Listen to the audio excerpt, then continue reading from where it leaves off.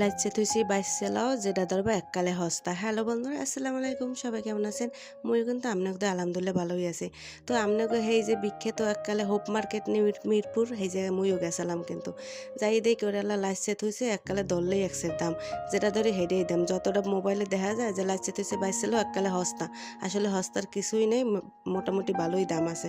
তোমার স্বামীর কলে ম্যাডাম কিছু কাপড় কিনে দাও, হে কয় মোর এ লাগবে না, হের বলে সংসারে কিছু লাগবে না। তো মোর কিছু কাঁকড়ার দরকার হলে মুই করে কাঁকড়া টাকড়া কিনে লইলাম।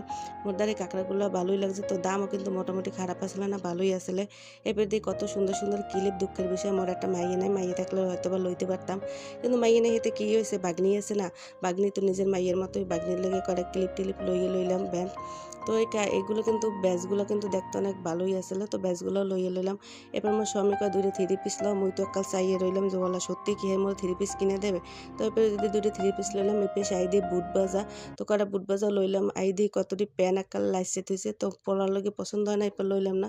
এবার কটা জামাই পিঠে লইলাম, জুরি পিঠে লইলাম, লইটুই দেখি ওয়াল্লা ওজন মাপার মেশিনটা পাই একাল লাভ দিয়ে উঠে খারাইলাম, দেখি 65 কেজি ওজন হয়ে গেছে। ওয়াল্লা এত খাওয়া খাই যে একাল 65 কেজি ওজন হয়ে গেছে।